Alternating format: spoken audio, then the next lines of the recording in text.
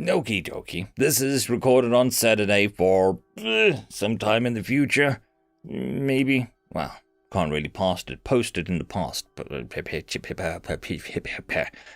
Peter Viper picked a pack of pickled stories.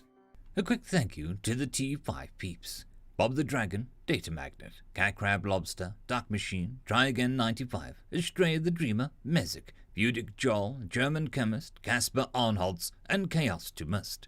Thank you very much. Anyways, on to the story. Caffeine High, Part 2. The Monster in the Spaceport Air Duct. Written by Calamity Comet. It's called backpacking. The alien archivist nodded. It must be very important to the researchers back in your homeworld to have you logging your travels. Ellie flushed and started to shake her head. Well, that's not exactly, it's more for fun thing, really. I mean, my advisor did want me to pursue an advanced degree, but I'm just not sure, you know? The alien raised the feathers on her head, feigning interest. Yes, well, all the same, that sounds very interesting. Let me speak to the colleague and I'll be right back. After a few more minutes, Eddie guessed that the alien would not be right back. It didn't help that the Spaceport Museum was dull. Ellie felt her spirits flagging. She mulled around, looking at the exhibits. It was a museum of primitive spacecraft and pre-contact species. Museums weren't usually her kind of thing, but she was stuck on the space station waiting for a layover flight, and this museum was the only attraction. All the exhibits were life-size recreations. Annie was sure the spaceport had intended the space to be used for a holotheater or a luxury resort or something, but they had probably never landed the contract. She kept looking around with only half interest. One holo display described how Species X had landed on their largest moon not long after discovering gravity manipulation. Another display lorded over particularly advanced craft, an example of a brilliant gravity manipulation of Species Y before their discovery of the warp drive. She unrolled her phone and browsed her social media feed on a highly metered spaceport connection. There wasn't anything good here to photograph for a post. Eddie noticed her mother had tried to call her a second time. She sighed. She just couldn't handle her mother right now. She was about to reach the end of the exhibits when she heard an alien voice directed her way. Are you the human? The AI flagged it. It was a sharp question, a demand. The voice came from the guard near the entrance. Her AI informed her that it was a male. He had a gruff bluntness to his attitude, and one of his 4 hands rested on a holster. Eddie wasn't in the mood. Look, I apologize for customs. They confiscated everything from my energy drinks to my hand sanitizer. I explained already that my vibrator was not a weapon. I don't think I need to go through any more scanners, so please could you just, It's not about any of that, said the guard. He shook his shaggy head. It's much more serious. It's about whatever your friends let go in the access bay. I don't have Wait, thought Eddie. This sounds sad. I don't know what you're referring to, officer. The guard pointed towards the air vent grate. The monster! Monster? A chill settled over the surrounding tourists. All eyes eventually rested on Eddie. She felt her face getting red. The guard obviously wasn't in the mood for bullshit either, because he kept talking. I saw a group of human adolescents on their way to a transport this morning. They arrived on a private spacecraft, and I was going to send them through customs.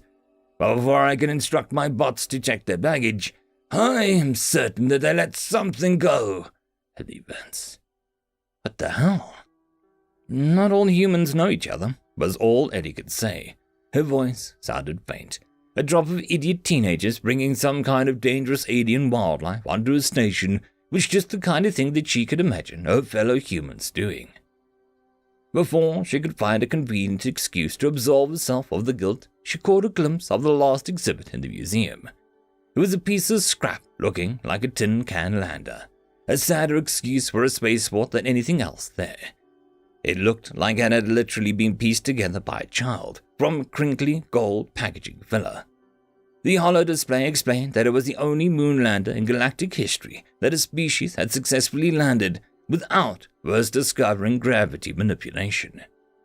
The plaque warned that the name was not pronounceable to most languages, but Ellie had no trouble. Lunar Excursion Module, Eagle, Apollo 11. Ellie was transfixed. She had already made up her mind when the guard spoke again. "Are you even listening to me? You have a responsibility. Your species can't just, I do have a responsibility," Ellie said firmly, cutting him off. She balled her fists and tried to look brave. "Show me where." And just for a moment, the guard looked impressed. Faux bravery, Ellie was starting to panic. This was just her luck. Crazy humans, daredevil humans, land on the moon with only hypergolic rocket humans. Crawl through a vent and just shoo away space gremlin humans. She could not live up to that reputation. She was afraid of spiders. She didn't have to do anything, but members of her species had let something horrible loose in the vents for no good reason, and that just didn't sit right with her. They should have fixed it, and so now she'd be the responsible one. Jerks. She looked at the alien guard with trepidation. He had 4 arms and 2 legs. A thick, shaggy blonde coat of hair draped him from head to toe. He was at least a foot taller than she was, but despite his size, she could probably have beaten him on a fist fight. That's what it meant to be human. The guard looked at her, and Eddie tried to pass out his expression. He looked like a bear mixed with a sloth, mixed with an Australian serpidude. Or maybe a Viking. She felt her voice crack. Do you know what this monster could be?" "Don't know. Didn't get a good look." He handed her a rectangle. "This'll be your flashlight, dark in there." He fished out another rectangle. "This'll be your gun." No, you don't understand," said Eddie, respectfully backpedaling. "I've never even shot a gun." "Humans are a warrior species," said the guard, with no hint of sarcasm. "You'll manage." He flicked the lever. "There, it's locked this time. Short range. There's the safety. Don't shock yourself." Ellie took the gun and confirmed that the safety was on. She awkwardly tucked it into her pocket. Even if she survived this, the human consulate was going to throw a fit. The whole ordeal seemed like a lot of responsibility, not a strong suit, as her mother had reminded her on multiple occasions. On top of that, she didn't even know the guard's name. "My name is Ellie," she said awkwardly. The alien guard just stood there. "Well, okay." She looked at the vent and carefully lifted off the mesh grate. "I guess I'll just, The guard was still just silently watching her. She sighed. "Okay.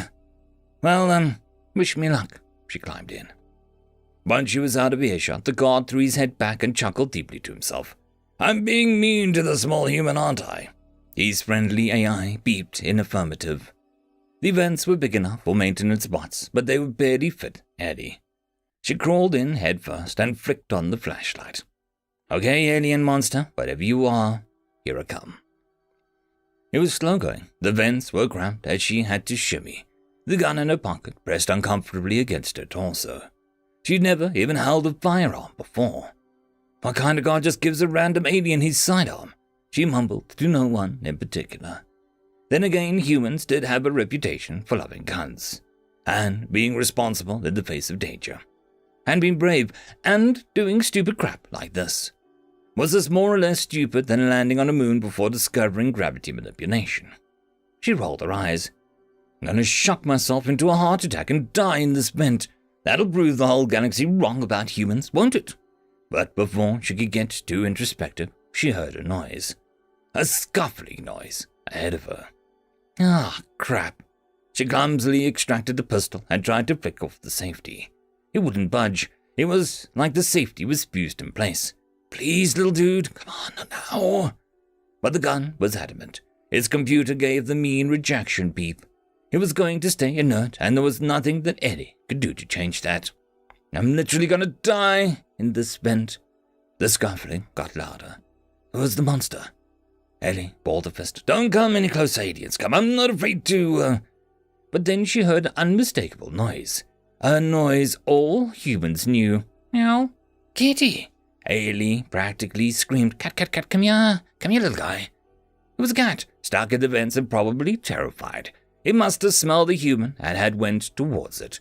In this strange land, she was the only sign of familiarity the cat knew. The small feline was a calico, and it practically ran at Eddie. It licked her nose. Eddie giggled. "Come on, little guy, follow me." She awkwardly started backwards, shimmering. "But be patient." It took a while, but when Eddie finally made it out of the vents, the alien guard looked only mildly impressed. "So you're saying this predator that was released in my airbands is actually a domestic animal on your homeworld?" By now, however, Eddie was pretty sure she had figured out the guard's deal. She held the cat out in one arm and pointed at the guard with the other. You knew this was just a pet and you were messing with me." The guard knew that the human's AI would betray the meaning behind his facial expressions, but all the same, he was finding it impossible not to smile. "I knew nothing of the sort. The animal was foreign and could have been in danger." But his laughter gave him away. Unfortunately, by pure coincidence, laughter in his species sounded exactly the same as human laughter, so he couldn't even play it off. "Unbelievable," said Eddie, shaking her head. She was trying to act stern, but now she was laughing too. They both laughed for a good minute. "Still," the guard said, catching his breath, "I could not have easily retrieved the animal, not by myself nor with my bots. You have rendered me a great service, small human." "Small," said Eddie. "I'll beat you in arm wrestling, 2 out of 3. Now it was the alien who was shaking his head. "I'm never arm wrestling a human again. Not after the first time on Mars." "Mars?" shouted Eddie. "I'm from Calme, and the Agro Basin. You must have trained at Pavonis." "Yes," said the guard, shivering at these memories of the human military contractor training facility at the top of the mountain they called Pavonis. It was quite the experience. He was happy not to elaborate further. "So you must have a human name," said Eddie. "One that I can pronounce." Despite his experience with human, the alien had not known that this was where the conversation was going. His facial hair straightened, the equivalent of a full human blush. My human name is, He mumbled the rest quietly. "What?" said Eddie, leaning closer. "My name is, Sorry, what?" "Bjorn! My human name is Bjorn." Eddie looked at the blonde, fuzzy alien. She thought maybe he was a Viking, the surfer dude, after all. His human instructors must have been proud of that name. That's a good name. It fits. Bjorn relaxed on all 4 of his shoulders. "That means a lot. I'm in your debt, Eddie." He had remembered her name. Eddie was too happy to even blush. She held up the cat. "Then you owe me. Get this small gentleman through customs without letting anyone euthanize him." Bjorn nodded. "Done. I'll fetch the stasis sleeve. It'll place your new pet into a deep slumber. It'll fix the catalog tag so that you can bring it through all subsequent customs locations without any incident." "My new pet?" That hadn't even occurred to Eddie. She looked at the cat. "Your previous owners thought that they would euthanize you," she whispered quietly. "But I saved you, and now you're my cat." "What will you name it?" said her new friend Bjorn. "I'll have to sleep on it. A good name will come to me." "That is a reasonable answer." The alien looked pleased. Eddie shuffled awkwardly, but she'd already made up her mind on the next point. "Here's my contact code," she shouted, practically shoving her phone at the alien. Bjorn laughed. "It would be my honor to be your social media friend. I promise to stay in touch." "Well, then, I need you to take a selfie with me and my cat."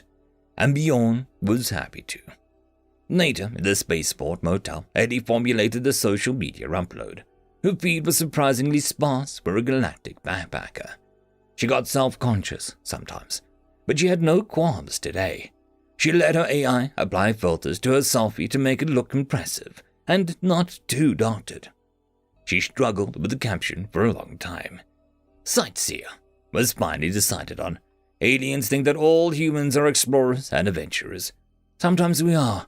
Let me tell you a story about an alien god, a monster in a spaceport air duct, and a human girl far from home. After she was done writing the caption for the post, she collapsed onto her bed, completely exhausted. She needed a shower. She fell asleep anyway. Her yet unnamed cat slept in a curled ball inside a stasis sleeve, not far from her feet. As Ellie slept in the motel bed, her phone uploaded the post through the weakened Sistella connection. Human friends from Mars liked it. An alien named Kiz from a faraway spaceport commented using too many emojis. Bjorn accepted her tagging of him. Ellie slept through it all. And then her mom called again. It rang, and it rang, and it rang. End of chapter. And that, my friends, concludes this video. I hope that you enjoyed.